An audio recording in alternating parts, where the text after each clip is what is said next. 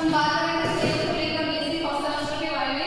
अपना जो classify syllabus आता है अपने अंदर इन्वर्टिब्रेट आएगी फर्स्ट बुक पूरी फर्स्ट पेपर की।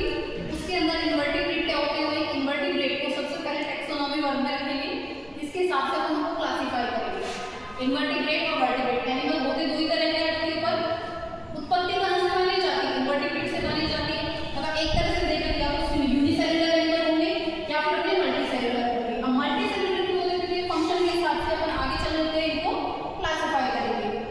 अगर अपन तुलना करना चाहें तो उदाहरण के तौर पर यहाँ कर सकते हैं बैक्टीरिया है क्योंकि वो तो यूनिसेलुलर ही रहेगा। इन्वर्टिब्रेट में यहाँ पे सारे एनिमल्स अपने और इन्वर्टिब्रेट के साथ वर्टिब्रेट को अगर उदाहरण के तौर पर याद रखें तो ह्यूमन है, एबीज है, एम्फीबिया है, ये सारे फाइलम किसमें चलते हैं अपने इन्वर्टिब्रेट में चलते हैं।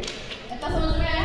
इसके बाद हम बात करते हैं सबसे किसी भी वर्टिब्रेट इन्वर्टिब्रेट को समझने से पहले उनको किसी भी ग्रुप में डिवाइड करते हैं तो उनको वर्गीकरण करना, क्लासिफाई करने वाली जो शाखा होती है उसको बोलते हैं टैक्सोनॉमी।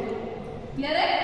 अब फॉर एग्जांपल मैं बात करूं अपने ही बारे में, मुझे मेरे हिसाब से क्लासिफाई करना चाहिए तो मैं किसको किसमें क्लासिफाई करूंगी, वर्टिब्रेट में पर करूंगी इस आधार पर, आधार टैक्सोनॉमी कहलाएगा।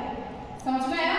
भाई आगे सेक्शुअल रिप्रोडक्शन होता है, एसेक्सुअल होता है, बॉडी ऑर्गन क्या है, बॉडी के फंक्शन क्या है, मॉर्फोलॉजी क्या है, ये सारे जो भी अपन पॉइंट याद रखते हैं उनको एनिमल को क्लासिफाई करते हैं टैक्सोनॉमी में पाते हैं।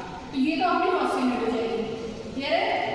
अब जो अपन लोग फर्स्ट यूनिट में पढ़ रहे हैं उन्हीं को आगे चलकर एक एक चैप्टर को खोलेंगे। आगे चल के फर्स्ट चैप्टर आएगा अपना पॉलीफेरा के बारे में। पॉलीफेरा में आएगा अपना पैरामीशियम हो गया, यूग्लिना हो गया, एमीबा हो गया, ये सारे एनिमल्स किसमें चलते हैं, इन्वर्टिब्रेट्स के अंदर।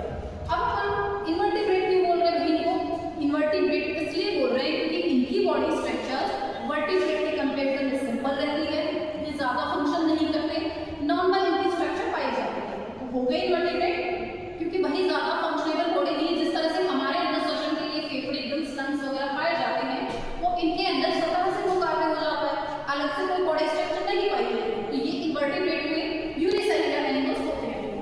पैरामीशियम नाम से आप लोगों ने, और मैक्स टू मैक्स इन्वर्टिब्रेट कहां मिलते हैं, ओशंस में पाए जाते हैं, समुद्री जीव ज्यादा होते हैं। ठीक है। एमीबा का नाम सुना आप लोगों ने, सुना होगा एमीबा को सबने। क्या उसकी कोई बॉडी स्ट्रक्चर हो सकती है, मैं बताऊं ये एमीबा है, ये एमीबा है या फिर ये एमीबा है, तो बता सकता है मुझे तीनों में से एमीबा कौन सा है, क्योंकि कोई बॉडी शेप ही नहीं होती एमीबा की।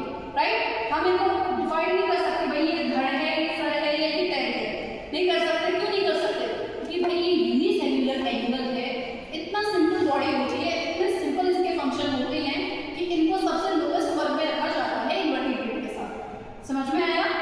इसी के साथ हम थोड़ा आगे बढ़ते हैं तो पैरामीशियम, यूग्लिना भी इसी के साथ पढ़ेंगे आगे चलकर। क्लियर है।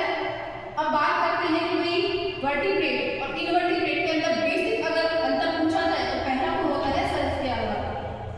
ठीक है, कि भाई वो जीव जो है वो एक कोशिकीय है या बहुकोशिकीय है। दूसरा बात करते हैं सीलोम नामक शब्द सुना है, सीलोम या हिंदी में बोलते हैं गुहा या कैविटी, सुना है। क्या होता है ये सीलोम